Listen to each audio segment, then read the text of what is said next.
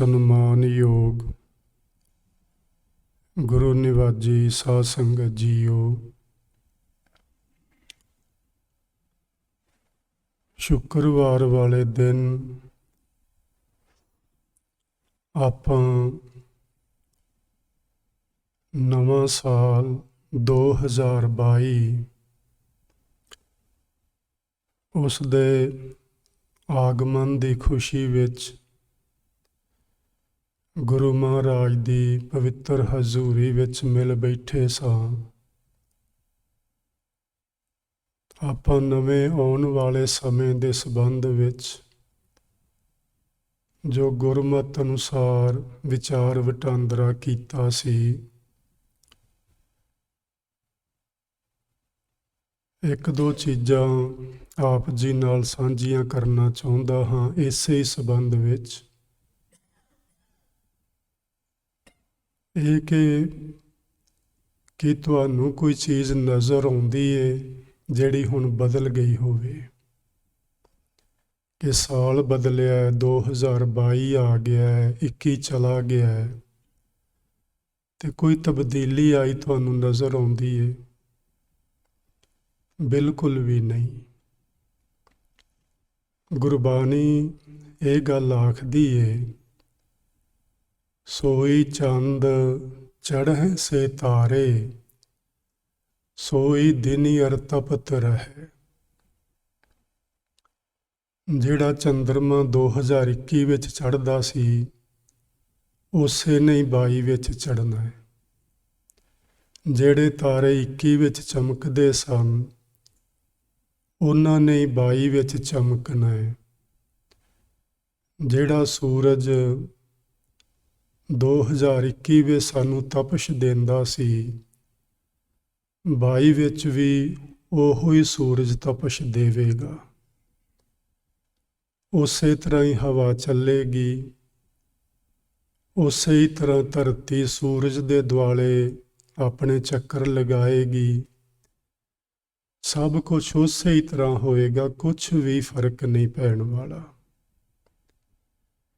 ਫਿਰ ਜੋ ਅਸੀਂ ਕਰਦੇ ਹਾਂ ਸਮੁੱਚੀ ਮਾਨਵਤਾ, ਕੀ ਇਹ ਅਸੀਂ ਵੇਖਾ ਵੇਖੀ ਕਰੀ ਜਾਂਦੇ ਹਾਂ ਕਿ ਸਾਡੇ ਕੋਲ ਕੋਈ ਹੈ ਇਹੋ ਜਿਹੀ ਦਲੀਲ ਜਿਹੜੀ ਅਸੀਂ ਦੇਈਏ ਕਿ ਵੇਖੋ ਆਹ ਫਰਕ ਪੈ ਜਾਣਾ, ਹੁਣ ਅਸੀਂ ਮਨਾ ਲਿਆ ਸਾਲ, ਅਸੀਂ ਸ਼ੁਭ ਕਾਮਨਾਵਾਂ ਕਰ ਲਈਆਂ ਨੇ, ਅਸੀਂ ਅਰਦਾਸਾਂ ਬੇਨਤੀਆਂ ਕਰ ਲਈਆਂ ਨੇ, ਤੇ ਹੁਣ ਵੇਖਿਆ ਜੇ ਇਸ ਸਾਲ ਪੂਰੀ ਧਰਤੀ ਉੱਤੇ ਅਮਨ ਤੇ ਸ਼ਾਂਤੀ ਬਹਾਲ ਹੋ ਜਾਣਾ ਹੈ। ਕੀ ਤੁਹਾਨੂੰ ਲੱਗਦਾ ਕੋਈ ਫਰਕ ਪਏਗਾ? ਮੈਨੂੰ ਤੇ ਲੱਗਦਾ ਨਹੀਂ ਪੈਣਾ।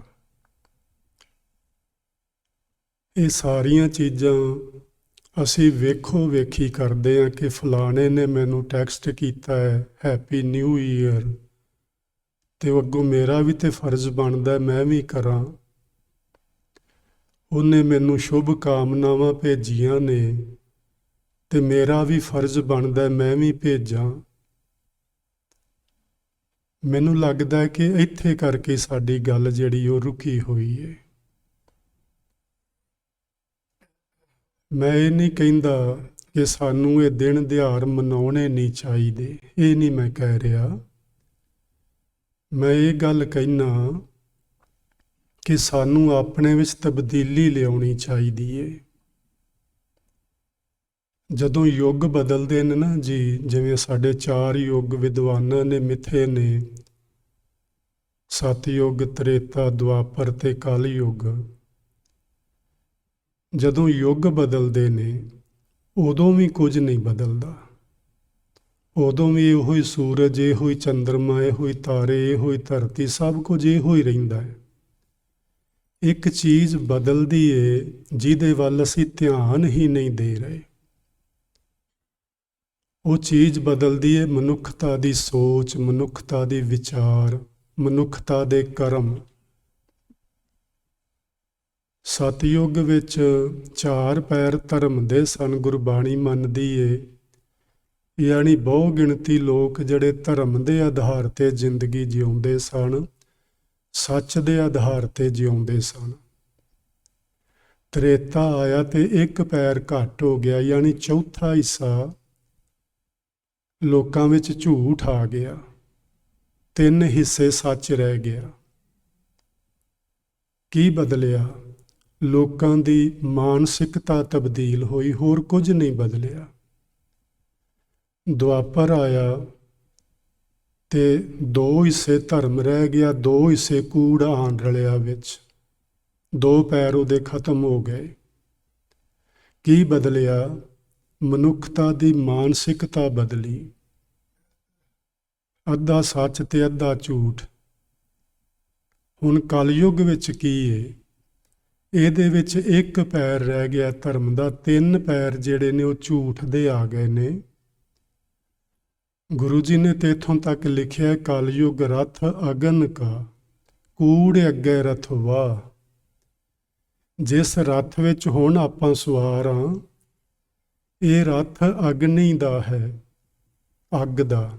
ਅੱਗ ਕੀ ਹੈ? ਵਿਕਾਰਾਂ ਦੀ, ਤ੍ਰਿਸ਼ਨਾ ਦੀ, ਲੋਭ ਲਾਲਚ ਦੀ, ਕਾਮ ਕ੍ਰੋਧ ਦੀ। ਉਸ ਅੱਗ ਦੀ ਬੇੜੀ ਵਿੱਚ ਆਪਾਂ ਹੁਣ ਸਵਾਰ ਹਾਂ ਇਸ ਵਕਤ। ਤੇ ਇਹਨੂੰ ਚਲਾਉਣ ਵਾਲਾ ਕੌਣ ਹੈ? ਕੂੜ, ਝੂਠ। ਉਹ ਸਾਡੀ ਬੇੜੀ ਨੂੰ ਚਲਾ ਰਿਹਾ। ਝੂਠ ਪਤਾ ਨਹੀਂ ਕਿੱਥੇ ਲਿਜਾ ਕੇ ਸਾਨੂੰ ਡੋਬੇਗਾ, ਇਹ ਸਮਝਣਾ ਹੈ। ਤੇ ਹੁਣ ਕੁਝ ਲੋਕਾਂ ਨੇ ਕਹਿਣਾ ਸ਼ੁਰੂ ਕੀਤਾ ਹੈ ਕਿ ਹੁਣ ਸਤਿਯੁਗ ਫੇਰ ਆਉਣ ਵਾਲਾ ਹੈ। ਆਪਾਂ ਨੂੰ ਤੇ ਨਹੀਂ ਪਤਾ ਕਦੋਂ ਆਉਣਾ ਕਦੋਂ ਨਹੀਂ ਆਉਣਾ, ਲੇਕਿਨ ਇੱਕ ਗੱਲ ਜ਼ਰੂਰ ਹੈ ਕਿ ਜਦੋਂ ਮਨੁੱਖ ਦੀ ਮਾਨਸਿਕਤਾ ਬਦਲੇਗੀ, ਉਦੋਂ ਸਤਿਯੁਗ ਆ ਜਾਏਗਾ। ਸੋ ਆਪਾਂ ਆਪਣੇ ਆਪ ਨੂੰ ਬਦਲਣਾ ਹੈ, ਆਪਣੇ ਆਪ ਨੂੰ ਤਬਦੀਲ ਕਰਨਾ ਹੈ। ਇਸ ਝੂਠ ਦੀ ਬੇੜੀ ਚੋਂ ਨਿਕਲ ਕੇ ਸੱਚ ਦੀ ਬੇੜੀ ਵਿੱਚ ਸਵਾਰ ਹੋਣਾ ਹੈ। ਜਦੋਂ ਆਪਾਂ ਝੂਠ ਦੀ ਬੇੜੀ ਚੋਂ, ਅਗਨ ਦੀ ਬੇੜੀ ਚੋਂ ਨਿਕਲ ਕੇ ਸੱਚ ਦੀ ਬੇੜੀ ਵਿੱਚ ਸਵਾਰ ਹੋਵਾਂਗੇ ਤੇ ਸਤਿਯੁਗ ਆ ਜਾਏਗਾ। ਅਸੀਂ ਸਭਨਾਂ ਨੇ ਰੱਬ ਅੱਗੇ ਬੜੀਆਂ ਅਰਦਾਸਾਂ ਕੀਤੀਆਂ ਨੇ ਵੀ ਆਉਣ ਵਾਲਾ ਸਮਾਂ ਜਿਹੜਾ ਉਹ ਬੜਾ ਅਮਨ ਸ਼ਾਂਤੀ ਦਾ ਹੋਵੇ, ਪਰ ਹੋਇਆ ਤੇ ਕੁਝ ਵੀ ਨਹੀਂ। ਉਸੇ ਹੀ ਰਾਤ ਇਸ ਦੁਨੀਆ ਵਿੱਚ ਕਈ ਉਪੱਦਰ ਹੋਏ ਨੇ ਜਦੋਂ ਅਰਦਾਸਾਂ ਹੋ ਰਹੀਆਂ ਸਨ। ਉਸੇ ਹੀ ਦਿਨ ਜੇ ਤੁਸੀਂ ਸੁਣੀ ਹੋਵੇ ਖਬਰ, ਤੇ ਉੱਥੇ ਵੈਸ਼ਨੂ ਦੇਵੀ ਤੇ ਬੜੀ ਭੀੜ ਇਕੱਠੀ ਹੋਈ ਸੀ ਤੇ ਉਹ ਕੋਈ ਝਗੜਾ ਛੋਟਾ ਮੋਟਾ ਵਿੱਚ ਹੋਇਆ ਤੇ ਲੋਕਾਂ ਵਿੱਚ ਭਗਦੜ ਮਚ ਗਈ ਤੇ ਅਨੇਕਾਂ ਲੋਕ ਮਾਰੇ ਗਏ। ਇਕੱਠੇ ਕਾਹਦੇ ਲਈ ਹੋਏ ਸੀ? ਸੁੱਖ ਲਈ, ਸ਼ਾਂਤੀ ਲਈ, ਅਮਨ ਲਈ। ਤੇ ਹੋਇਆ ਕਿ ਉਹਦੇ ਉਲਟ। ਸੋ ਇਹ ਚੀਜ਼ਾਂ ਜੀ ਸਾਨੂੰ ਸਮਝਣੀਆਂ ਪੈਣੀਆਂ ਨੇ, ਮਨੁੱਖ ਨੂੰ ਸਮਝਣੀਆਂ ਪੈਣੀਆਂ ਨੇ।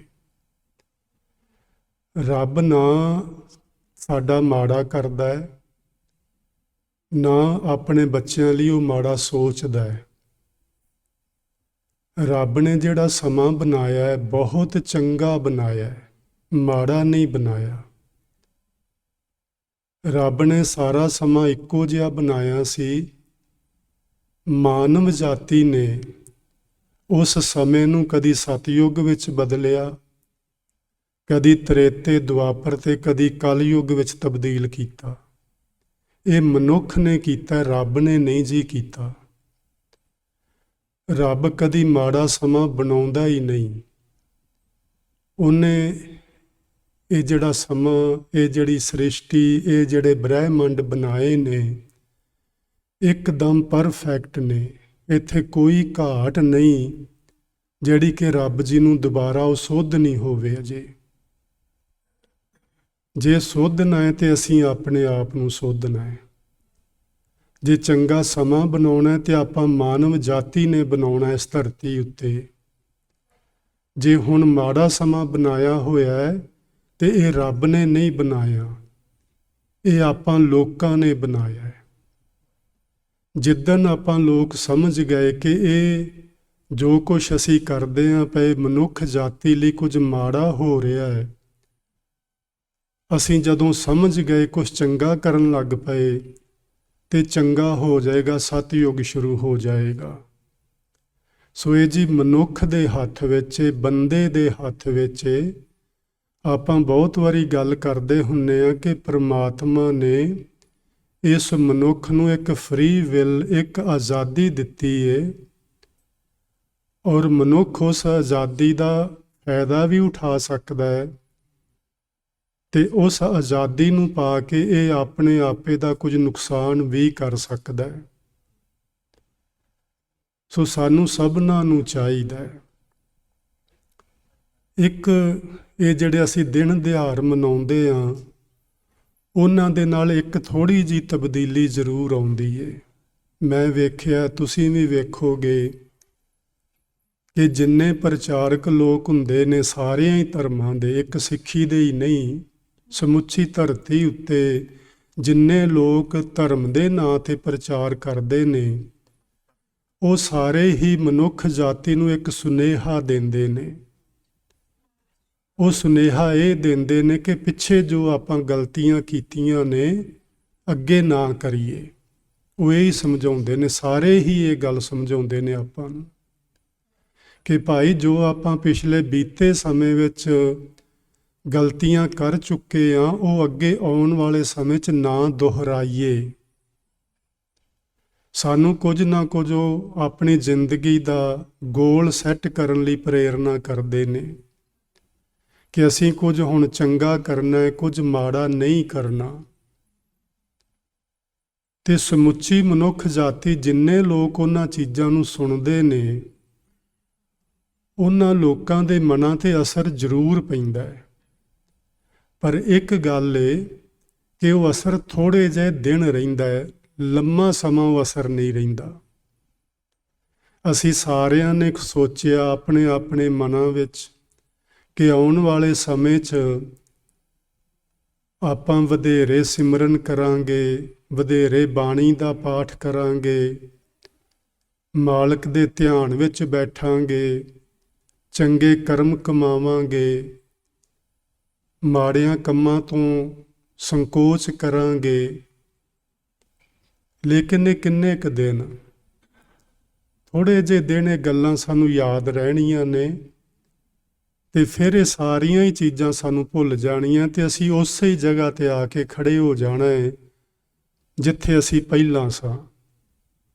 ਸੋ ਮੈਂ ਇਹ ਕਹਿਣਾ ਚਾਹ ਰਿਹਾ ਹਾਂ ਕਿ ਅਸੀਂ ਇਸ ਗੱਲ ਨੂੰ ਲੰਮਾ ਸਮਾਂ ਚੇਤੇ ਰੱਖੀਏ। ਜੇ ਹੋ ਸਕੇ ਤੇ 2023 ਦੇ ਆਉਣ ਤੱਕ ਇਹਨੂੰ ਜ਼ਰੂਰ ਯਾਦ ਰੱਖੀਏ, ਕਿਉਂਕਿ ਜਦੋਂ 23 ਆਏਗਾ ਉਦੋਂ ਫਿਰ ਸਾਰੇ ਧਰਤੀ ਦੇ ਉੱਤੇ ਜਿੰਨੇ ਪ੍ਰਚਾਰਕ ਲੋਕ ਨੇ ਜਾਂ ਸਿਆਣੇ ਵਿਦਵਾਨ ਲੋਕ ਨੇ, ਉਹ ਫਿਰ ਸਾਨੂੰ ਪ੍ਰੇਰਨਾ ਦੇਣਗੇ ਕੁਝ ਚੰਗਾ ਕਰਨ ਦੀ, ਤੇ ਆਪਾਂ ਫਿਰ ਚੰਗਾ ਸੋਚਾਂਗੇ, ਚੰਗਾ ਕਰਾਂਗੇ। ਜਦੋਂ ਆਪਾਂ ਇਸ ਤਰ੍ਹਾਂ ਕਰਾਂਗੇ ਤੇ ਸਮਾਂ ਤਬਦੀਲ ਹੋ ਜਾਏਗਾ, ਇਹ ਚੰਗਾ ਹੋ ਜਾਏਗਾ, ਇਹੋ ਹੀ ਸਮਾਂ ਚੰਗਾ ਲੱਗਣ ਲੱਗ ਪਏਗਾ। ਸੋ ਜਿੱਥੇ ਆਪਾਂ ਹੋਰ ਬਹੁਤ ਸਾਰੇ ਗੋਲ ਸੈੱਟ ਕੀਤੇ ਨੇ, ਕਈਆਂ ਲੋਕਾਂ ਨੇ ਆਖਿਆ ਕਿ ਮੈਂ ਆਉਣ ਵਾਲੇ ਸਮੇਂ 'ਚ ਕੋਈ ਨਸ਼ਾ ਨਹੀਂ ਕਰਾਂਗਾ, ਕਿਸੇ ਨੇ ਆਖਿਆ ਕਿ ਮੈਂ ਆਉਣ ਵਾਲੇ ਸਮੇਂ 'ਚ ਝੂਠ ਨਹੀਂ ਬੋਲਣਾ, ਕਿਸੇ ਨੇ ਆਖਿਆ ਕਿ ਮੈਂ ਆਉਣ ਵਾਲੇ ਸਮੇਂ 'ਚ ਕਿਸੇ ਨਾਲ ਕੋਈ ਹੇਰਾ ਫੇਰੀ, ਕੋਈ ਧੋਖਾ ਧੜੀ ਨਹੀਂ ਕਰਨੀ, ਮੈਂ ਧਰਮ ਦੇ ਆਧਾਰ 'ਤੇ ਜੀਵਨ ਜਿਉਣਾ ਹੈ। ਕਿੰਨੀਆਂ ਚੰਗੀਆਂ ਗੱਲਾਂ ਆਪਾਂ ਸੋਚੀਆਂ ਨੇ, ਕੁਛ ਮਾੜਾ ਨਹੀਂ ਸੋਚਿਆ। ਇਹ ਬਹੁਤ ਚੰਗਾ ਹੈ, ਇਹ ਕਰਨਾ ਚਾਹੀਦਾ ਸਾਨੂੰ, ਤਾਂ ਹੀ ਸਮਾਂ ਤਬਦੀਲ ਹੋਏਗਾ। ਲੇਕਿਨ ਇੱਕ ਗੱਲ ਮੈਂ ਆਪ ਜੀ ਨਾਲ ਕਰਨਾ ਚਾਹੁੰਦਾ, ਉਹ ਇਹ ਜੋ ਸਾਨੂੰ ਗੁਰਬਾਣੀ ਪ੍ਰੇਰਨਾ ਦਿੰਦੀ ਏ ਕਿ ਜੇ ਤੁਸੀਂ ਗੋਲ ਸੈੱਟ ਕਰਨਾ ਹੈ, ਬਾਕੀ ਸਾਰੇ ਜੋ ਤੁਸੀਂ ਕੀਤਾ ਉਹਨਾਂ ਨੂੰ ਬਣਾ ਕੇ ਰੱਖਣਾ ਪੂਰਾ ਸਾਲ। ਪਰ ਮੇਰੇ ਵੇਖਣ 'ਚ ਆਇਆ ਕਿ 5-7 ਦਿਨਾਂ ਬਾਅਦ ਆਪਾਂ ਸਾਰੇ ਹੀ ਫਿਰ ਭੁੱਲ ਜਾਂਦੇ ਹਾਂ ਕਿ ਅਸੀਂ ਕੋਈ ਵਾਅਦਾ ਕੀਤਾ ਸੀ ਆਪਣੇ ਆਪ ਨਾਲ। ਭੁੱਲਣਾ ਨਹੀਂ, ਚੇਤੇ ਰੱਖਣਾ। ਮੈਂ ਵਿੱਚ ਤੁਹਾਨੂੰ ਯਾਦ ਕਰਾਉਂਦਾ ਰਵਾਂਗਾ ਜੇ ਵਾਹਿਗੁਰੂ ਜੀ ਨੇ ਸਮਾਂ ਦਿੱਤਾ ਤਾਂ। ਤੇ ਆਪਾਂ ਇਹਨਾਂ ਗੱਲਾਂ ਨੂੰ ਭੁੱਲਣਾ ਨਹੀਂ, ਜਿਹੜੀਆਂ ਆਪਾਂ ਜਿਹੜੇ ਗੋਲ ਮਿੱਥੇ ਨੇ, ਨਿਸ਼ਾਨੇ ਮਿੱਥੇ ਨੇ, ਉਹਨਾਂ ਨਿਸ਼ਾਨਿਆਂ ਉੱਤੇ ਅੱਪੜਨ ਵਾਸਤੇ ਆਪਾਂ ਯਤਨਸ਼ੀਲ ਰਹਿਣਾ ਹੈ, ਇਹਨਾਂ ਦਾ ਤਿਆਗ ਨਹੀਂ ਕਰਨਾ। ਇਹਨਾਂ ਦੇ ਨਾਲ ਨਾਲ ਇੱਕ ਗੁਣ ਜੀ ਗੁਰਬਾਣੀ ਦੱਸਦੀ ਹੈ ਕਿ ਸਭ ਤੋਂ ਵੱਡਾ, ਉੱਚਾ, ਸੁੱਚਾ ਤੇ ਮਹਾਨ ਗੁਣ ਹੈ। ਆਪਾਂ ਉਸ ਗੁਣ ਨੂੰ ਵੀ ਚੇਤੇ 'ਚ ਰੱਖਣਾ ਹੈ। ਉਹ ਗੁਣ ਹੈ ਮਿੱਠਤ ਨੀਵੀਂ ਨਾਨਕਾ, ਗੁਣ ਚੰਗਿਆਈਆਂ ਤਤ। ਨੀਵੀਂ ਦਾ ਮਤਲਬ ਹੈ ਨਿਮਰਤਾ। ਨੀਵੀਂ ਦਾ ਮਤਲਬ ਹੈ ਅਹੰਕਾਰ ਦਾ ਤਿਆਗ ਕਰਨਾ। ਜਦੋਂ ਕੋਈ ਮਨੁੱਖ ਅਹੰਕਾਰ ਦਾ ਤਿਆਗ ਕਰੇ, ਉਹਦੇ ਵਿੱਚ ਆਪਣੇ ਆਪ ਨਿਮਰਤਾ ਆ ਜਾਂਦੀ ਹੈ। ਜਾਂ ਜਦੋਂ ਕੋਈ ਨਿਮਰਤਾ ਨੂੰ ਧਾਰਨ ਕਰੇ, ਉਹਦਾ ਅਹੰਕਾਰ ਆਪਣੇ ਆਪ ਚਲਾ ਜਾਂਦਾ ਹੈ। ਇਹ ਦੋਵੇਂ ਚੀਜ਼ਾਂ ਇਕੱਠੀਆਂ ਨਹੀਂ ਰਹਿ ਸਕਦੀਆਂ। ਤੇ ਆਪਾਂ ਨੂੰ ਇਹ ਵੀ ਪਤਾ ਹੈ, ਸਾਇੰਸ ਦੱਸਦੀ ਹੈ ਕਿ ਇਸ ਪੂਰੇ ਬ੍ਰਹਿਮੰਡ ਵਿੱਚ ਕੋਈ ਚੀਜ਼, ਕੋਈ ਥਾਂ ਕਦੇ ਖਾਲੀ ਨਹੀਂ ਹੁੰਦਾ। ਸਾਨੂੰ ਇਹ ਹਾਲ ਖਾਲੀ ਖਾਲੀ ਲੱਗਦਾ, ਇਹ ਖਾਲੀ ਨਹੀਂ ਹੈ, ਇਹ ਪੂਰਾ ਭਰਿਆ ਹੋਇਆ ਹੈ। ਉੱਤੇ ਆਕਾਸ਼ ਤੱਕ ਅਰਬਾਂ ਖਰਬਾਂ ਮੀਲਾਂ ਤੱਕ, ਜਿੱਥੋਂ ਤੱਕ ਸਾਨੂੰ ਨਜ਼ਰ ਆ ਰਿਹਾ ਹੈ ਜਾਂ ਉਸ ਤੋਂ ਅੱਗੇ ਵੀ, ਕੋਈ ਵੀ ਜਗ੍ਹਾ ਖਾਲੀ ਨਹੀਂ। ਹਰ ਥਾਂ ਤੇ ਕੁਛ ਨਾ ਕੁਛ ਹੈ। ਇਸੇ ਤਰ੍ਹਾਂ ਸਾਡਾ ਅੰਤਸ਼ਕਰਨ ਇੱਕ ਡੱਬੇ ਦੀ ਤਰ੍ਹਾਂ, ਇੱਕ ਬਰਤਨ ਦੀ ਤਰ੍ਹਾਂ ਹੈ।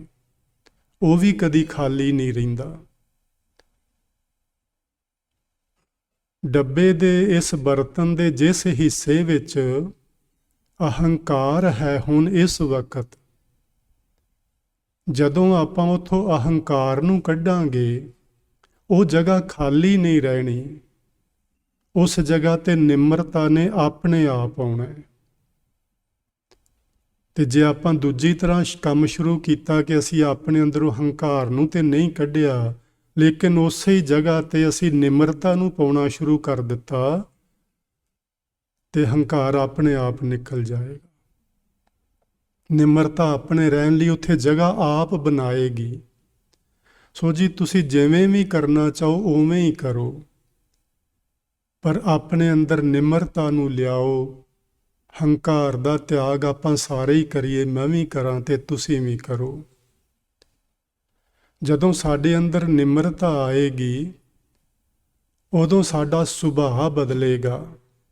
ਸੁਭਾਅ ਇਹਨਾਂ ਗੁਣਾਂ ਤੇ ਔਗੁਣਾਂ ਦੇ ਆਧਾਰ ਤੇ ਹੀ ਬਣਦਾ ਹੈ ਨਾ ਜੀ, ਹੋਰ ਤੇ ਕੋਈ ਵੀ ਨਹੀਂ। ਮਨੁੱਖ ਤੇ ਸਾਰੇ ਇੱਕੋ ਜਿਹੇ ਨੇ। ਕਿਸੇ ਨੂੰ ਅਸੀਂ ਆਖਦੇ ਬੜਾ ਲੜਾਕਾ ਹੈ, ਕਿਸੇ ਨੂੰ ਆਖਦੇ ਬੜਾ ਭਲਾ ਮਾਨਸ ਹੈ, ਕਿਸੇ ਨੂੰ ਆਖਦੇ ਤੇ ਚੋਰ ਠੱਗ ਹੈ, ਕਿਸੇ ਨੂੰ ਆਖਦੇ ਤੇ ਬੜਾ ਵੱਡਾ ਸੇਵਾਦਾਰ ਹੈ। ਕੀ ਸਰੀਰਾਂ ਵਿੱਚ ਕੋਈ ਫਰਕ ਹੈ? ਸਰੀਰਾਂ ਵਿੱਚ ਕੋਈ ਫਰਕ ਨਹੀਂ। ਜੇ ਫਰਕ ਹੈ ਤੇ ਸਾਡੀ ਸੋਚ ਵਿੱਚ ਫਰਕ ਹੈ। ਬਸ ਆਪਾਂ ਸੋਚ ਨੂੰ ਬਦਲਣਾ ਹੈ। ਅੱਜ ਤੋਂ ਬਾਅਦ ਕਿਸੇ ਨੂੰ ਆਪਾਂ ਮਾੜਾ ਸ਼ਬਦ ਨਹੀਂ ਬੋਲਣਾ। ਜੇ ਕੋਈ ਸਾਨੂੰ ਬੋਲੇ ਤੇ ਸਵਾਲ ਪੈਦਾ ਹੋਣਾ ਨਾ ਵੀ ਜੇ ਕੋਈ ਬੋਲੇ ਤੇ ਫਿਰ ਕੀ ਕਰੀਏ। ਜੇ ਕੋਈ ਇੱਟ ਚੁੱਕੇ ਉਹਨੂੰ ਪੱਥਰ ਤੇ ਚੁੱਕਣਾ ਹੀ ਪੈਂਦਾ ਹੈ ਨਾ। ਆਪਾਂ ਸਾਰੇ ਇਸ ਤਰ੍ਹਾਂ ਹੀ ਸੋਚਦੇ ਹਾਂ, ਪਰ ਇਹਦੀ ਨਾ ਜੀ ਇੱਕ ਹੱਦ ਹੁੰਦੀ ਹੈ। ਉਸ ਲੈਵਲ ਤੇ ਪਹੁੰਚਣ ਤੋਂ ਬਿਨਾਂ ਸਾਨੂੰ ਇੱਟ ਚੁੱਕਣ ਵਾਲੇ ਦੇ ਸਾਹਮਣੇ ਪੱਥਰ ਨਹੀਂ ਚੁੱਕਣਾ ਚਾਹੀਦਾ। ਉਹ ਪਤਾ ਨਹੀਂ ਕਿਸ ਨੇ ਮੁਹਾਵਰਾ ਬਣਾ ਦਿੱਤਾ ਹੈ। ਜਿਨਨੇ ਬਣਾਇਆ ਉਹਨੇ ਚੰਗਾ ਹੀ ਸੋਚ ਕੇ ਬਣਾਇਆ ਹੋਣਾ, ਮਾੜਾ ਨਹੀਂ ਬਣਾਇਆ ਹੋਣਾ। ਪਰ ਉਹਦਾ ਨਾ ਇੱਕ ਸਤਰ ਹੁੰਦਾ, ਇੱਕ ਲੈਵਲ ਹੁੰਦਾ ਹੈ। ਉਸ ਲੈਵਲ ਤੋਂ ਪਹਿਲਾਂ ਇੱਟਾਂ ਚੁੱਕਣ ਵਾਲਿਆਂ ਦੇ ਸਾਹਮਣੇ ਸਾਨੂੰ ਪੱਥਰ ਨਹੀਂ ਚੁੱਕਣੇ ਚਾਹੀਦੇ। ਜਦੋਂ ਉਹ ਬੰਦਾ ਉਸ ਲੈਵਲ ਤੇ ਪਹੁੰਚ ਜਾਏ ਤੇ ਫਿਰ ਉਹਦੇ ਸਾਹਮਣੇ ਸਾਨੂੰ ਪੱਥਰ ਚੁੱਕ ਲੈਣਾ ਸਾਡਾ ਹੱਕ ਬਣਦਾ ਹੈ, ਫਿਰ ਚੁੱਕ ਲੈਣਾ ਚਾਹੀਦਾ ਹੈ।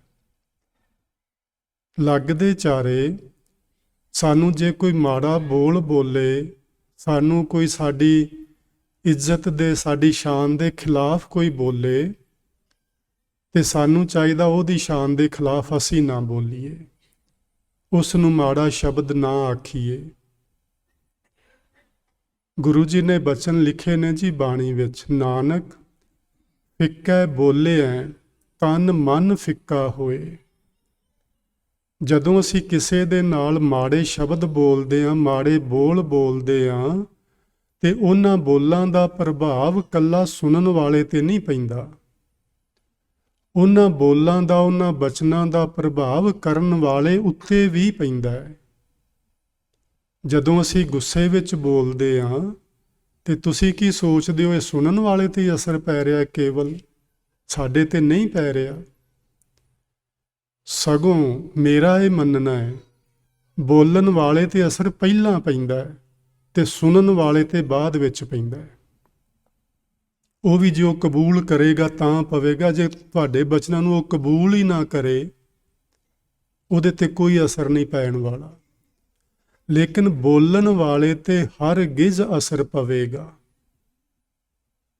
ਤੁਸੀਂ ਵੇਖਿਆ ਹੋਣਾ, ਜਦੋਂ ਕ੍ਰੋਧ ਵਿੱਚ ਬੰਦਾ ਬੋਲਦਾ ਹੈ ਉਹਦੀਆਂ ਅੱਖਾਂ ਲਾਲ ਹੋ ਜਾਂਦੀਆਂ ਨੇ, ਉਹਦੇ ਹੱਥ, ਉਹਦੇ ਸਿਰ, ਉਹਦਾ ਸਰੀਰ ਦੇ ਅੰਗ ਕੰਬਣ ਲੱਗ ਜਾਂਦੇ ਨੇ। ਜਦੋਂ ਕ੍ਰੋਧ ਦੀ ਅੱਗ ਅੰਦਰ ਬਲਦੀ ਹੋਵੇ, ਉਹਦੇ ਨਾਲ ਮਨੁੱਖ ਆਪਣੀ ਸ਼ਾਂਤੀ ਗਵਾਉਂਦਾ ਹੈ, ਆਪਣੀ ਸਹਿਜਤਾ ਗਵਾ ਬੈਠਦਾ ਹੈ। ਦੂਜੇ ਉੱਤੇ ਤੇ ਜਦੋਂ ਅਸਰ ਹੋਏਗਾ। ਸੋ ਫਿੱਕਾ ਬੋਲ ਨਹੀਂ ਬੋਲਣਾ, ਕਿਸੇ ਨੂੰ ਵੀ ਨਹੀਂ ਬੋਲਣਾ। ਮੈਂ ਵੀ ਕੋਸ਼ਿਸ਼ ਕਰਾਂਗਾ ਜੀ, ਆਉਣ ਵਾਲਾ ਸਾਰਾ ਸਾਲ ਨਹੀਂ, ਸਦਾ ਤੱਕ, ਕਿ ਕੋਸ਼ਿਸ਼ ਕੀਤੀ ਜਾਏ ਵੱਧ ਤੋਂ ਵੱਧ ਦੂਜੇ ਦੇ ਕੁਬੋਲ ਜਿਹੜੇ ਨੇ ਉਹਨਾਂ ਨੂੰ ਸਹਿਣ ਦੀ ਅੰਦਰ ਸ਼ਕਤੀ ਪੈਦਾ ਕੀਤੀ ਜਾਏ। ਬਾਬਾ ਫਰੀਦ ਜੀ ਨੇ ਬੜੇ ਸੋਹਣੇ ਬਚਨ ਸਾਡੇ ਨਾਲ ਸਾਂਝੇ ਕੀਤੇ ਨੇ। ਉਹਨਾਂ ਨੇ ਆਖਿਆ, ਇੱਕ ਫਿੱਕਾ ਨਾ ਗਾ ਲਾਏ, ਸਭਨਾ ਮੈਂ ਸੱਚਾ ਧਨੀ। ਗਾ ਲਾਏ ਦਾ ਮਤਲਬ ਹੁੰਦਾ ਹੈ ਜੀ ਬੋਲਣਾ, ਕਿਸੇ ਨੂੰ ਕੁਝ ਆਖਣਾ। ਤੇ ਫਰੀਦ ਜੀ ਦਾ ਮੰਨਣਾ ਹੈ, ਇੱਕ ਫਿੱਕਾ ਨਾ ਗਾ ਲਾਏ। ਗੁਰੂ ਨਾਨਕ ਸਾਹਿਬ ਨੇ ਆਖਿਆ ਸੀ, ਨਾਨਕ ਫਿੱਕਾ ਬੋਲਿਆ ਤਨ ਮਨ ਫਿੱਕਾ ਹੋਏ। ਤੇ ਫਰੀਦ ਸਾਹਿਬ ਆਖਦੇ ਨੇ, ਇੱਕ ਫਿੱਕਾ ਨਾ ਗਾ ਲਾਏ। ਭਾਈ ਕਦੇ ਵੀ ਕਿਸੇ ਨੂੰ ਵੀ ਫਿੱਕਾ ਬੋਲ ਨਹੀਂ ਬੋਲਣਾ। ਫਿੱਕਾ ਬੋਲ ਦਾ ਮਤਲਬ ਹੁੰਦਾ ਮਾੜਾ ਬੋਲ, ਜਿਹਦੇ ਨਾਲ ਅਗਲੇ ਦਾ ਦਿਲ ਦੁੱਖ ਜਾਏ। ਉਹ ਬੋਲ ਕਦੇ ਨਹੀਂ ਬੋਲਣਾ। ਕਿਉਂ ਨਹੀਂ ਬੋਲਣਾ ਫਰੀਦ ਜੀ, ਸਾਨੂੰ ਦੱਸੋ ਤੇ ਸਹੀ। ਉਹ ਕਹਿੰਦੇ ਨੇ, ਕਿਉਂਕਿ ਸਭਨਾ ਮੈਂ ਸੱਚਾ ਧਨੀ। ਧਨੀ ਮੈਨੇ ਹੁੰਦਾ ਮਾਲਕ, ਵਾਹਿਗੁਰੂ ਪਰਮਾਤਮਾ। ਫਰੀਦ ਜੀ ਆਖਦੇ ਨੇ, ਕਿਉਂਕਿ ਸਾਰਿਆਂ ਦੇ ਵਿੱਚ ਪਰਮਾਤਮਾ ਦਾ ਨਿਵਾਸ ਹੈ। ਜੇ ਤੁਸੀਂ ਕਿਸੇ ਨੂੰ ਮਾੜੇ ਬੋਲ ਰਹੇ ਹੋ ਤੇ ਯਾਦ ਰੱਖਣਾ, ਤੁਸੀਂ ਇਹ ਰੱਬ ਜੀ ਨੂੰ ਬੋਲ ਰਹੇ ਹੋ, ਪਰਮਾਤਮਾ ਨੂੰ ਬੋਲ ਰਹੇ ਹੋ। ਜੇ ਬਸ ਆਹ ਗੱਲ ਸਾਨੂੰ ਚੇਤੇ ਰਹਿ ਗਈ ਸਾਰਾ ਸਾਲ, ਤੇ ਅਸੀਂ ਕਿਸੇ ਨੂੰ ਫਿੱਕਾ ਬੋਲ ਨਹੀਂ ਬੋਲਾਂਗੇ, ਕਿਉਂਕਿ ਜਿਹਦੇ ਨਾਲ ਮੈਂ ਬੋਲ ਰਿਹਾ ਰੱਬ ਤੇ ਉਹਦੇ ਵਿੱਚ। ਹਿਆਉ ਨਾ ਕਹਿ ਠਾਹੇ। ਠਾਹੇ ਦਾ ਮਤਲਬ ਹੁੰਦਾ ਜੀ ਤੋੜਨਾ। ਹਿਆਉ ਦਾ ਮਤਲਬ ਹੈ ਦਿਲ। ਕਹਿ ਮੈਨੇ ਕਿਸੇ ਦਾ। ਫਰੀਦ ਜੀ ਆਖਦੇ ਨੇ, ਕਿਸੇ ਦਾ ਦਿਲ ਨਹੀਂ ਦੁਖਾਣਾ ਚਾਹੀਦਾ। ਹਿਆਉ ਨਾ ਕਹਿ ਠਾਹੇ, ਕਿਸੇ ਦਾ ਦਿਲ ਨਾ ਤੋੜੋ। ਬੁੱਲੇ ਸ਼ਾਹ ਨੇ ਆਖਿਆ ਸੀ, ਮੰਦਰ ਢਾਹ ਦੇ, ਮਸਜਿਦ ਢਾਹ ਦੇ ਜੋ ਕੁਛ ਢਹਿੰਦਾ। ਉਹ ਇਹ ਨਹੀਂ ਕਹਿ ਰਿਹਾ ਕਿ ਤੁਸੀਂ ਮੰਦਰਾਂ ਗੁਰਦੁਆਰਿਆਂ ਤੇ ਜਾ ਕੇ ਧਾਵੇ ਬੋਲੋ, ਇਹ ਨਹੀਂ ਕਹਿੰਦਾ। ਇੱਕ ਸਮਝਾ ਰਹੇ ਨੇ ਸਾਨੂੰ ਆਪਣੀ ਭਾਸ਼ਾ ਵਿੱਚੋਂ ਇੱਕ ਗੱਲ। ਮੰਦਰ ਢਾਹ ਦੇ, ਮਸਜਿਦ ਢਾਹ ਦੇ ਜੋ ਕੁਛ ਢਹਿੰਦਾ, ਪਰ ਕਿਸੇ ਦਾ ਦਿਲ ਨਾ ਢਾਈ। ਦਿਲ ਵਿੱਚ ਦਿਲਬਰ ਰਹਿੰਦਾ। ਇਸ ਦਿਲ ਵਿੱਚ ਉਹ ਬੈਠਾ ਹੋਇਆ, ਕਿਸੇ ਦਾ ਦਿਲ ਨਾ ਤੋੜੀ। ਯਾਨੀ ਬੁੱਲੇ ਸ਼ਾਹ ਦਾ ਕਹਿਣਾ ਇਹ ਹੈ ਕਿ ਮੰਦਰ, ਮਸੀਤਾਂ, ਗੁਰਦੁਆਰੇ ਢਾਉਣ ਨਾਲੋਂ ਵੱਡਾ ਪਾਪ ਹੈ ਕਿਸੇ ਦਾ ਦਿਲ ਢਾਉਣਾ। ਉਹ ਨਹੀਂ ਸਾਨੂੰ ਤੋੜਨਾ ਚਾਹੀਦਾ। ਕਿਉਂ ਨਹੀਂ ਤੋੜਨਾ? ਮਾਨਕ ਸਭ ਅਮੋਲ ਵੇ।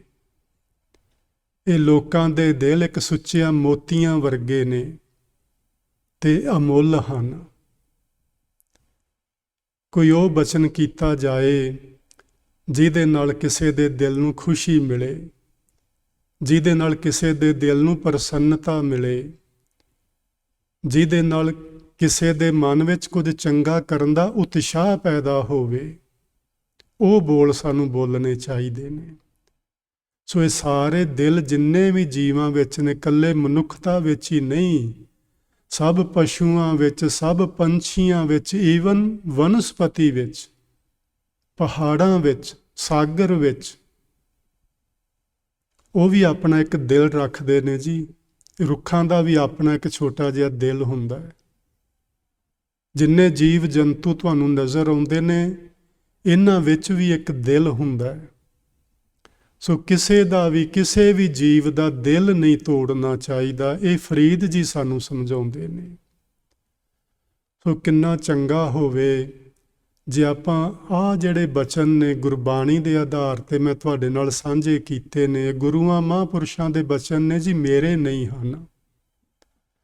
ਆਪਾਂ ਇਹਨਾਂ ਨੂੰ ਆਪਣੇ ਜੀਵਨ ਵਿੱਚ ਅਪਣਾਈਏ ਤੇ ਫਿਰ ਸਾਡਾ ਨਾ ਜੀ ਇਹ ਸਾਲ ਮਨਾਇਆ, ਇਹ ਦਿਹਾੜਾ ਮਨਾਇਆ ਸਫਲ ਹੋ ਜਾਣਾ ਹੈ। ਨਹੀਂ ਤੇ ਆਏ, ਮੱਥਾ ਟੇਕਿਆ, ਚਲੇ ਗਏ, ਰੋਟੀ ਖਾਧੀ, ਲੰਗਰ ਛਕਿਆ, ਪ੍ਰਸ਼ਾਦ ਲਿਆ, ਇਹਦੇ ਨਾਲ ਕੀ ਹੋਣਾ ਹੈ? ਕੁਝ ਵੀ ਤੇ ਨਹੀਂ। ਇਹਦੇ ਨਾਲ ਕੁਛ ਨਹੀਂ ਹੋਣਾ। ਜੇ ਕੁਛ ਹੋਣਾ ਹੈ ਤੇ ਕੁਛ ਕਰਿਆ ਹੋਣਾ ਹੈ, ਕਰਨ ਤੋਂ ਬਿਨਾਂ ਨਹੀਂ ਹੋਣਾ। ਸੋ ਕਰਨਾ ਕੀ ਏ? ਆਪਾਂ ਸ਼ੁੱਕਰਵਾਰ ਪੜ੍ਹਦੇ ਸਾਂ, ਸੋ ਕਿਛ ਕਰ ਜਿਤ ਮੈਲ ਨਾ ਲਾਗੈ।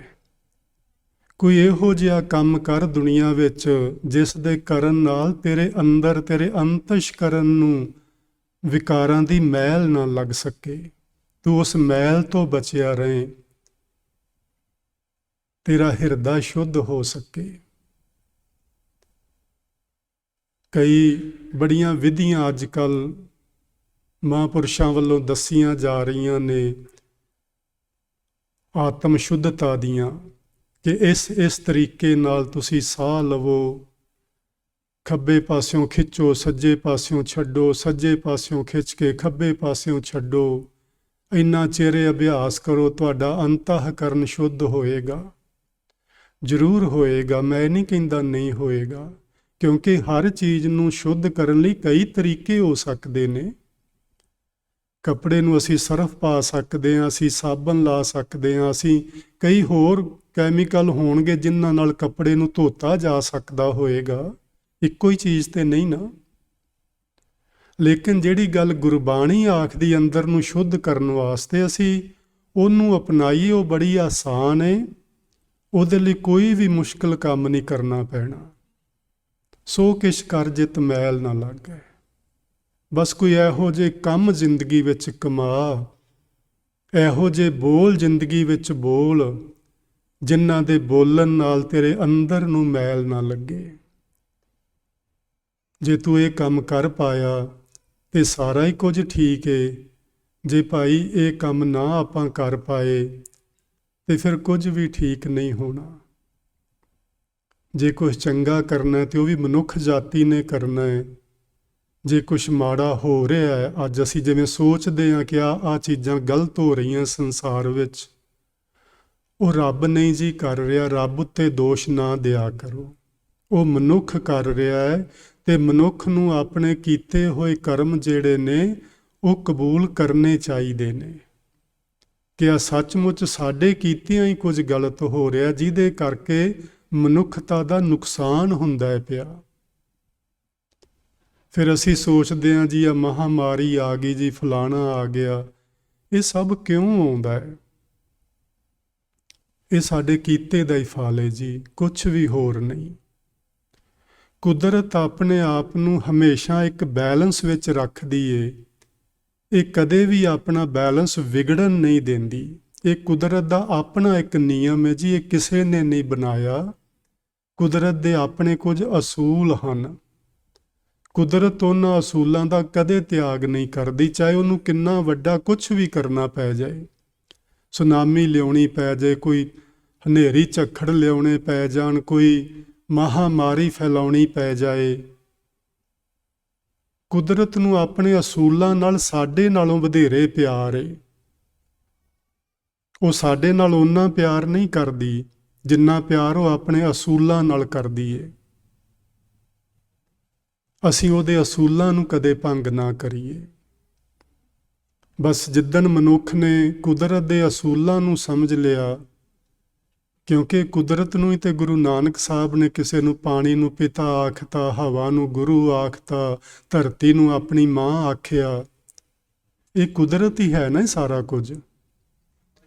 ਅਸੀਂ ਆਪਣੀ ਮਾਂ ਦਾ ਕੀ ਹਾਲ ਬਣਾਤਾ, ਆਪਣੇ ਗੁਰੂ ਦਾ ਕੀ ਹਾਲ ਬਣਾਤਾ, ਅਸੀਂ ਆਪਣੇ ਪਿਤਾ ਨੂੰ ਕਿੱਥੇ ਲਿਜਾ ਖੜਾ ਕੀਤਾ। ਧਰਤੀ ਉੱਤੇ ਪੂਰਾ ਪ੍ਰਦੂਸ਼ਣ, ਪਾਣੀ ਵਿੱਚ ਵੇਖੋ, ਹਵਾ ਵਿੱਚ ਵੇਖੋ, ਪਾਣੀ ਵਿੱਚ ਰਹਿਣ ਵਾਲੇ ਜੀਵਾਂ ਦਾ ਹਾਲ ਅਸਾਂ ਕੀ ਕੀਤਾ, ਮਨੁੱਖ ਜਾਤੀ ਨੇ। ਇਹ ਸਭ ਕੌਣ ਕਰ ਰਿਹਾ ਹੈ? ਮਨੁੱਖ ਕਰ ਰਿਹਾ ਜੀ। ਸਾਨੂੰ ਸਮਝ ਲੈਣਾ ਚਾਹੀਦਾ ਹੈ ਕਿ ਇਸ ਧਰਤੀ ਦੇ ਉੱਤੇ ਇਹ ਨਾ ਗੁਰਬਾਣੀ ਵਿੱਚ ਲਿਖਿਆ ਜੀ, ਦੁਨੀ ਸੁਹਾਵਾ ਬਾਗ। ਇਹ ਜਿਹੜਾ ਦੁਨੀਆ ਹੈ ਨਾ ਜੀ, ਇਹ ਇੱਕ ਬਹੁਤ ਸੁੰਦਰ ਬਾਗ ਬਣਾਇਆ ਸੀ ਵਾਹਿਗੁਰੂ ਜੀ ਨੇ। ਤੇ ਬਾਗ ਬਣਾਇਆ ਸੀ ਸਾਡੇ ਲਈ, ਮਨੁੱਖ ਲਈ, ਕਿ ਮਨੁੱਖ ਇਸ ਸੋਹਣੇ ਬਾਗ ਦੇ ਵਿੱਚ, ਇਸ ਬਾਗ ਵਿੱਚੋਂ ਸੋਹਣੇ ਫਲ ਖਾਏਗਾ, ਇਸ ਬਾਗ ਦੇ ਸੋਹਣੇ ਫੁੱਲਾਂ ਦੀ ਸੁਗੰਧੀ ਦਾ ਆਨੰਦ ਮਾਣੇਗਾ। ਪਰਮਾਤਮਾ ਨੇ ਇਸ ਲਈ ਇਹ ਸੁਹਾਵਾ ਬਾਗ ਬਣਾਇਆ ਸੀ ਸਾਡੇ ਲਈ, ਤੇ ਅਸੀਂ ਉਹ ਸੁਹਾਵੇ ਬਾਗ ਦੇ ਰੁੱਖ ਹੀ ਪੁੱਟ ਕੇ ਸੁੱਟ ਦਿੱਤੇ ਨੇ। ਇਹ ਕਿੰਨੇ ਪੁੱਟੇ ਨੇ ਜੀ? ਕੁਦਰਤ ਨੇ ਨਹੀਂ ਪੁੱਟੇ, ਮਨੁੱਖ ਨੇ ਪੁੱਟੇ ਨੇ। ਦੋਸ਼ੀ ਮਨੁੱਖ ਹੈ, ਕੁਦਰਤ ਦੋਸ਼ੀ ਨਹੀਂ ਹੈ, ਰੱਬ ਦੋਸ਼ੀ ਨਹੀਂ ਹੈ। ਜਦੋਂ ਇਹ ਗੱਲ ਸਮਝ ਆ ਗਈ ਮਨੁੱਖ ਮਾਤਰ ਨੂੰ, ਕਦੋਂ ਤੋਂ ਸਿਆਣੇ ਲੋਕ ਜਿਹੜੇ ਨੇ ਉੱਚੀ ਉੱਚੀ ਰੌਲਾ ਪਾਉਂਦੇ ਆ ਰਹੇ ਨੇ ਵੀ ਆਹ ਚੀਜ਼ਾਂ ਨਾ ਕਰੋ, ਪਾਣੀ ਨੂੰ ਗੰਦਾ ਨਾ ਕਰੋ, ਹਵਾ ਨੂੰ ਗੰਦਾ ਨਾ ਕਰੋ, ਪਰ ਮਨੁੱਖ ਨੇ ਸਮਝਿਆ ਤੇ ਨਹੀਂ। ਚਲੋ ਜਦੋਂ ਵੀ ਸਮਝੇਗਾ ਉਦੋਂ ਹੀ ਸਹੀ, ਲੇਕਿਨ ਸਮਝਣਾ ਚਾਹੀਦਾ ਜੀ ਸਾਨੂੰ ਇਹ ਚੀਜ਼ਾਂ ਜਿਹੜੀਆਂ ਨੇ ਧਿਆਨ ਮੰਗਦੀਆਂ ਨੇ, ਤੇ ਆਪਾਂ ਯਤਨ ਕਰੀਏ, ਕੋਸ਼ਿਸ਼ ਕਰੀਏ ਕਿ ਆਪਾਂ ਕੁਛ ਚੰਗਾ ਕਰ ਗੁਜ਼ਰੀਏ, ਮਾੜੇ ਦਾ ਤਿਆਗ ਕਰ ਦਈਏ। ਕਈ ਵਾਰੀ ਨਾ ਜੀ ਮਾੜਾ ਸਾਡੇ ਕੋਲੋਂ ਅਣਜਾਣੇ ਵਿੱਚ ਹੁੰਦਾ ਹੈ। ਮੈਂ ਇਹ ਨਹੀਂ ਕਹਿੰਦਾ ਅਸੀਂ ਜਦੋਂ ਮਾੜਾ ਕਰਦੇ ਹਾਂ ਜਾਣ ਬੁੱਝ ਕੇ ਕਰਦੇ ਹਾਂ, ਕਈ ਲੋਕ ਜਾਣ ਬੁੱਝ ਕੇ ਵੀ ਕਰਦੇ ਨੇ, ਲੇਕਿਨ ਕਈ ਵਾਰੀ ਸਾਡੇ ਕੋਲੋਂ ਅਣਜਾਣੇ ਵਿੱਚ ਹੋ ਜਾਂਦਾ ਹੈ। ਉਹ ਜਿਹੜੀਆਂ ਚੀਜ਼ਾਂ ਸਾਡੇ ਤੋਂ ਅਣਜਾਣੇ ਵਿੱਚ ਹੋ ਜਾਣ, ਉਹਨਾਂ ਵੱਲ ਸਾਨੂੰ ਵਧੇਰੇ ਧਿਆਨ ਦੇਣਾ ਚਾਹੀਦਾ ਹੈ। ਜਿਹੜੀਆਂ ਅਸੀਂ ਜਾਣ ਬੁੱਝ ਕੇ ਕਰਦੇ ਹਾਂ ਉਹ ਤੇ ਹੁਣ ਆਖਣ ਦੀ ਲੋੜ ਨਹੀਂ ਨਾ ਵੀ ਤੂੰ ਕਰਨੀਆਂ ਹੈ ਕਿ ਨਹੀਂ ਕਰਨੀਆਂ, ਉਹ ਤੇ ਸਾਨੂੰ ਖੁਦ ਨੂੰ ਪਤਾ ਹੋਣਾ ਚਾਹੀਦਾ। ਲੇਕਿਨ ਜਿਹੜੀਆਂ ਚੀਜ਼ਾਂ ਅਣਜਾਣੇ ਵਿੱਚ ਹੋ ਜਾਂਦੀਆਂ ਨੇ, ਸਾਨੂੰ ਪਤਾ ਨਹੀਂ ਹੁੰਦਾ, ਖਬਰ ਨਹੀਂ ਹੁੰਦੀ, ਤੇ ਕੁਝ ਸਾਡੇ ਕੋਲੋਂ ਮਾੜਾ ਹੋ ਗਿਆ ਹੁੰਦਾ ਹੈ। ਕਿਸੇ ਨੂੰ ਅਸੀਂ ਮਾੜਾ ਸ਼ਬਦ ਕਹਿ ਚੁੱਕੇ ਹੁੰਦੇ ਹਾਂ, ਕਿਸੇ ਨੂੰ ਮਾੜਾ ਬੋਲ ਚੁੱਕੇ ਹੁੰਦੇ ਹਾਂ, ਉਹਨਾਂ ਵੱਲ ਵਧੇਰੇ ਧਿਆਨ ਦੇਣਾ ਹੈ। ਜੇ ਬੋਲਿਆ ਗਿਆ ਹੋਵੇ ਤੇ ਕੋਈ ਹਰਜ ਨਹੀਂ, ਜਿਹਨੂੰ ਬੋਲਿਆ ਉਹਦੇ ਤੋਂ ਮਾਫੀ ਮੰਗ ਲੈਣੀ ਚਾਹੀਦੀ ਹੈ। ਕੋਈ ਪਾਪ ਨਹੀਂ ਹੁੰਦਾ, ਕੋਈ ਸਾਡਾ ਝੰਡਾ ਨੀਵਾਂ ਨਹੀਂ ਹੁੰਦਾ। ਅਗਲਾ ਵੀ ਖੁਸ਼ ਹੋਏਗਾ ਤੇ ਆਪਣੇ ਮਨ ਨੂੰ ਵੀ ਸ਼ਾਂਤੀ ਬਣੇਗੀ ਕਿ ਮੈਂ ਕਿਸੇ ਨੂੰ ਅਣਜਾਣੇ ਵਿੱਚ ਹੀ ਕਹਿ ਬੈਠਾ ਸਾਂ, ਮੈਨੂੰ ਤੇ ਪਤਾ ਹੀ ਨਹੀਂ ਸੀ ਲੱਗਾ, ਲੇਕਿਨ ਮੇਰੇ ਉਸ ਕਰਮ ਦੇ ਨਾਲ ਉਹਦਾ ਹਿਰਦਾ ਦੁਖਿਆ, ਤੇ ਉਹਦੇ ਹਿਰਦੇ ਨੂੰ ਮਲਮ ਲਗਾਣੀ ਇੱਕੋ ਹੀ ਤਰੀਕਾ ਏ, ਉਹ ਤੋਂ ਜਾ ਕੇ ਖਿਮਾ ਯਾਚਨਾ ਕਰਨਾ। ਬਸ ਜਿਸ ਦਿਨ ਅਸੀਂ ਆਹ ਕਰਮ ਕਰਨ ਲੱਗ ਪਏ, ਸਾਡੇ ਵਿੱਚ ਆਪਸੀ ਪਿਆਰ ਵਧੇਗਾ। ਜਿਵੇਂ ਜਿਵੇਂ ਪਿਆਰ ਵਧੇਗਾ ਮਨੁੱਖਤਾ ਦੇ ਵਿੱਚ, ਤਿਵੇਂ ਤਿਵੇਂ ਜਿਹੜੀਆਂ ਧਰਮ ਦੇ ਨਾਂ ਤੇ ਅਸੀਂ ਵੰਡੀਆਂ ਪਾਈਆਂ ਨੇ, ਇਹ ਵੀ ਖਤਮ ਹੋ ਜਾਣਗੀਆਂ। ਜਿੰਨੇ ਉਪੱਦਰ ਸੰਸਾਰ ਦੇ ਵਿੱਚ ਧਰਮ ਦੇ ਨਾਂ ਤੇ ਹੁੰਦੇ ਨੇ ਪਏ, ਮਨੁੱਖ ਤੇ ਮਨੁੱਖ ਹੈ। ਹਮ ਆਦਮੀ ਹਾਂ ਇੱਕ ਦਮੀ, ਸਾਰੇ ਮਨੁੱਖ ਅਸੀਂ ਦਮ ਦੇ ਹੀ ਤੇ ਆਦਮੀ ਹਾਂ। ਤੇ ਅਸੀਂ ਲੜ ਕਿਉਂ ਰਹੇ ਹਾਂ? ਇਸ ਲਈ ਕਿ ਇਹ ਉਹਦਾ ਧਰਮ ਹੈ ਤੇ ਇਹ ਧਰਮ ਮੇਰਾ ਨਹੀਂ, ਇਸ ਲਈ ਮੈਂ ਇਹਦੇ ਨਾਲ ਨਫ਼ਰਤ ਕਰਦਾ ਹਾਂ। ਤੁਸੀਂ ਕਦੀ ਵੇਖਿਆ ਹੈ ਜੀ ਕਿ ਕੋਈ ਬੰਦਾ ਆਪਣਾ ਧਰਮ ਲੈ ਕੇ ਸੰਸਾਰ ਵਿੱਚ ਆਇਆ ਹੋਵੇ? ਕੋਈ ਬੰਦਾ ਸੰਸਾਰ ਵਿੱਚ ਮੇਰੇ ਵਰਗੇ ਕੱਪੜੇ ਪਾ ਕੇ ਆਇਆ ਹੋਵੇ, ਕੋਈ ਸੰਸਾਰ ਵਿੱਚ ਆਪਣੇ ਵਰਗੀ ਦਸਤਾਰ ਸਜਾ ਕੇ ਆਇਆ ਹੋਵੇ, ਕੋਈ ਸੰਸਾਰ ਵਿੱਚ ਚੋਟੀ ਤੇ ਬੋਦੀ ਨਾਲ ਆਇਆ ਹੋਵੇ, ਕੋਈ ਧੋਤੀ ਬੰਨ੍ਹ ਕੇ ਆਇਆ ਹੋਵੇ, ਕੋਈ ਸੁੰਨਤ ਕਰਵਾ ਕੇ ਆਇਆ ਹੋਵੇ, ਕੋਈ ਵੀ ਨਹੀਂ। ਸਾਰੇ ਮਨੁੱਖ ਇੱਕੋ ਜਿਹੇ ਪੈਦਾ ਹੁੰਦੇ ਨੇ, ਇੱਕੋ ਜਿਹੇ, ਬਿਨਾਂ ਕੱਪੜਿਆਂ ਤੋਂ, ਬਿਨਾਂ ਬੋਲੀ ਤੋਂ, ਬਿਨਾਂ ਕਿਸੇ ਗੱਲ ਤੋਂ, ਐਨ ਸਾਫ ਸੁਥਰੀ ਸਲੇਟ ਲੈ ਕੇ ਇਸ ਸੰਸਾਰ ਵਿੱਚ ਜੀਵ ਆਉਂਦਾ ਹੈ। ਅੱਗੇ ਫਿਰ ਅਸੀਂ ਉਸ ਸਲੇਟ ਉੱਤੇ ਲਿਖਣਾ ਸ਼ੁਰੂ ਕਰਦੇ ਹਾਂ। ਤੂੰ ਬੱਚੇ ਨੂੰ ਆ ਕਹਿੰਦੇ ਆ ਇਸ ਤਰ੍ਹਾਂ ਬੋਲ, ਤੂੰ ਇਹੋ ਜਿਹੇ ਕੱਪੜੇ ਪਾ, ਤੂੰ ਇਹੋ ਜਿਹੇ ਕਕਾਰ ਧਾਰਨ ਕਰਨੇ ਨੇ, ਤੂੰ ਇਸ ਤਰ੍ਹਾਂ ਦੀ ਧੋਤੀ ਬੰਨ੍ਹਣੀ ਹੈ, ਤੂੰ ਇਹੋ ਜਿਹਾ ਹੁਣ ਤਿਲਕ ਲਾਏਂਗਾ ਤਾਂ ਹੀ ਤੂੰ ਚੰਗਾ ਹਿੰਦੂ ਬਣੇਗਾ। ਗੁਰੂ ਨਾਨਕ ਸਾਹਿਬ ਨੂੰ ਇਹੋ ਹੀ ਤੇ ਆਖਿਆ ਸੀ ਪੰਡਿਤ ਹਰਦਿਆਲ ਜੀ ਨੇ ਜਾ ਕੇ ਵੀ ਆਹ ਧਾਗਾ ਮੈਂ ਲਿਆਇਆ ਤੇਰੇ ਲਈ, ਇਹਨੂੰ ਮੈਂ ਗੰਢਾਂ ਦਿੱਤੀਆਂ ਨੇ, ਵੱਟ ਚੜਾਏ ਨੇ, ਸਾਰਾ ਕੰਮ ਕੀਤਾ ਏ, ਇਹ ਗਲ ਵਿੱਚ ਪਾ। ਤੇ ਗੁਰੂ ਨਾਨਕ ਸਾਹਿਬ ਨੇ ਆਖਿਆ ਵੀ ਇਹ ਗਲ ਚ ਪਾਉਣ ਨਾਲ ਹੋਣਾ ਕੀ ਏ? ਤੇ ਪੰਡਿਤ ਹਰਦਿਆਲ ਜੀ ਕਹਿੰਦੇ ਸੀ ਤੂੰ ਚੰਗਾ ਹਿੰਦੂ ਬਣ ਜਾਏਗਾ। ਇਹ ਗੱਲ ਕਹਿ ਰਿਹਾ ਸੀ ਪੰਡਿਤ ਹਰਦਿਆਲ। ਤੇ ਗੁਰੂ ਜੀ ਕਹਿੰਦੇ ਇਸ ਧਾਗੇ ਤੋਂ ਬਿਨਾਂ ਮੈਂ ਚੰਗਾ ਹਿੰਦੂ ਨਹੀਂ ਹਾਂ। ਹੁਣ ਮੇਰੇ 'ਚ ਕੀ ਕਮੀ ਹੈ, ਦੱਸ ਤੇ ਸਹੀ ਮੈਨੂੰ। ਜੀ ਇਹ ਸਾਰੇ ਮਨੁੱਖਤਾ ਨੇ ਸਾਰੇ ਪਵਾੜੇ ਪਾਏ ਨੇ, ਤੂੰ ਉਹ ਹੈ ਤੇ ਮੈਂ ਆ ਹਾਂ।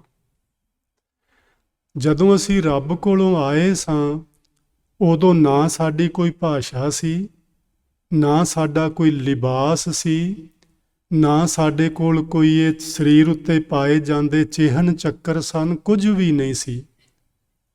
ਤੇ ਜਦੋਂ ਆਪਾਂ ਜਾਣਾ ਹੈ ਉਦੋਂ ਇਹ ਸਾਰੀਆਂ ਚੀਜ਼ਾਂ ਨਹੀਂ ਹੋਣੀਆਂ, ਇਹਨਾਂ ਤੋਂ ਬਿਨਾਂ ਹੀ ਜਾਵਾਂਗੇ।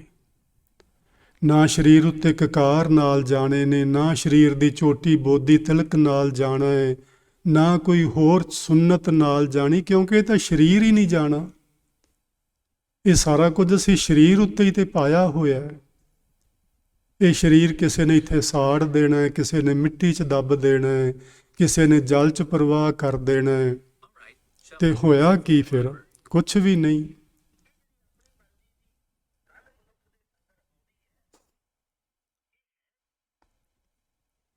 ਸੋ ਇਹ ਜੀ ਸਾਰਾ ਕੁਝ ਸਾਡਾ ਆਪਣਾ ਬਣਾਇਆ ਹੋਇਆ ਹੈ। ਆਪਾਂ ਇਸ ਤੋਂ ਥੋੜ੍ਹਾ ਉੱਚੇ ਉੱਠਣਾ ਹੈ। ਇਹ ਜਿਹੜੀ ਆਪਾਂ ਸੰਗਤ ਕਰਦੇ ਹਾਂ ਜੀ, ਇਹਦਾ ਲਾਭ ਸਿਰਫ ਇਹੋ ਹੀ ਹੈ। ਇਸ ਨੂੰ ਸਤ ਸੰਗਤ ਕੇਵਲ ਤਾਂ ਆਖਿਆ ਜਾਂਦਾ ਹੈ। ਗੁਰੂ ਜੀ ਨੇ ਬਾਣੀ ਵਿੱਚ ਲਿਖਿਆ ਹੈ, ਸਤ ਸੰਗਤ ਕੈਸੀ ਜਾਣੀ ਹੈ, ਜਿੱਥੇ ਇੱਕੋ ਨਾਮ ਵਖਾਣੀ ਹੈ। ਉਸ ਇਕੱਠ ਨੂੰ ਸਤ ਸੰਗਤ ਆਖਦੇ ਨੇ, ਜਿਸ ਇਕੱਠ ਵਿੱਚ ਬੈਠ ਕੇ ਅਸੀਂ ਰੱਬ ਦੇ ਨਾਮ ਦੀ ਗੱਲ ਕਰੀਏ, ਅਸੀਂ ਕੁਝ ਚੰਗਾ ਬਣਨ ਲਈ ਸੋਚੀਏ, ਕੁਝ ਚੰਗਾ ਕਰਨ ਲਈ ਸੋਚੀਏ, ਉਸ ਹਰ ਇਕੱਠ ਨੂੰ ਸਤ ਸੰਗਤ ਆਖੀਦਾ ਹੈ। ਤੇ ਜਿਹੜੇ ਇਕੱਠ ਵਿੱਚ ਇਹ ਗੱਲਾਂ ਨਾ ਹੋਣ, ਹੋਰ ਗੱਲਾਂ ਚੱਲਣ, ਉਹ ਹੋਰ ਕੁਝ ਹੋ ਸਕਦਾ ਹੈ, ਉਹ ਸਤ ਸੰਗਤ ਨਹੀਂ ਹੋ ਸਕਦਾ। ਬਸ ਆਪਾਂ ਸਤ ਸੰਗਤ ਕਰਦੇ ਹਾਂ ਜੀ, ਗੁਰੂ ਮਹਾਰਾਜ ਦੀ ਹਜ਼ੂਰੀ ਵਿੱਚ ਬੈਠ ਕੇ। ਗੁਰੂ ਮਹਾਰਾਜ ਸਾਡੇ ਤੇ ਸਭਨਾਂ ਉੱਤੇ ਦਇਆ ਕਰਨ, ਮਿਹਰ ਕਰਨ, ਅਸੀਂ ਆਪਣੀ ਜ਼ਿੰਦਗੀ ਵਿੱਚ ਕੁਝ ਚੰਗਾ ਕਰ ਗੁਜ਼ਰੀਏ, ਚੰਗਾ ਸੋਚ ਸਕੀਏ, ਚੰਗੀ ਵਿਚਾਰ ਦੂਜਿਆਂ ਤੱਕ ਪਹੁੰਚਾ ਸਕੀਏ, ਤੇ ਆਉਣ ਵਾਲਾ ਸਾਡਾ ਸਮਾਂ ਚੰਗਾ ਬਣ ਜਾਏ। ਸੋ ਜੀ ਇਹ ਮਨੁੱਖ ਦੇ ਵਾਸਤੇ, ਤੁਹਾਡੇ ਵਾਸਤੇ, ਤੁਸੀਂ ਕਰੋਗੇ ਚੰਗਾ ਹੋ ਜਾਏਗਾ, ਨਹੀਂ ਕਰੋਗੇ ਤੇ ਨਹੀਂ ਹੋਏਗਾ। ਅਗਲੇ ਐਤਵਾਰ ਨੂੰ ਆਪਾਂ ਗੁਰਬਾਣੀ ਦੇ ਸਿਰਲੇਖਾਂ ਤੇ ਵਿਚਾਰ ਕਰਾਂਗੇ। ਅੱਜ ਵੀ ਮੈਂ ਮਨ ਤੇ ਉਹੀ ਸੀ ਸਿਰਲੇਖਾਂ ਤੇ ਗੱਲ ਕਰਨ ਦਾ, ਲੇਕਿਨ ਚਲੋ ਨਵੇਂ ਸਾਲ ਦੀ ਯਾਦ ਆ ਗਈ ਮੈਨੂੰ, ਪਰਸੋਂ ਹੀ ਤੇ ਅਜੇ ਮਨਾਇਆ ਹੈ। ਤੇ ਭਈ ਅਸੀਂ ਨਵੇਂ ਬਣੀਏ, ਨਵੇਂ ਹੋਈਏ ਅੰਦਰੋਂ। ਆਪਾਂ ਅੰਦਰੋਂ ਨਵੇਂ ਹੋ ਗਏ ਤੇ ਸਭ ਕੁਝ ਹੀ ਨਵਾਂ ਹੋ ਜਾਣਾ ਹੈ, ਕੁਛ ਵੀ ਪੁਰਾਣਾ ਨਹੀਂ ਰਹਿਣਾ। ਸੋ ਅੱਜ ਤੁਸੀਂ ਇੰਨੇ ਕੁ ਬਚਨ ਪ੍ਰਵਾਨ ਕਰਨਾ ਜੀ। ਬੇਅੰਤ ਪ੍ਰਕਾਰ ਦੀਆਂ ਹੋਈਆਂ ਭੁੱਲਾਂ ਦੀ ਖਿਮਾ ਬਖਸ਼ਿਸ਼ ਕਰਨਾ। ਪਿਆਰ ਨਾਲ ਆਖੋ ਜੀ, ਵਾਹਿਗੁਰੂ ਜੀ ਕਾ ਖਾਲਸਾ, ਵਾਹਿਗੁਰੂ ਜੀ ਕੀ ਫਤਿਹ।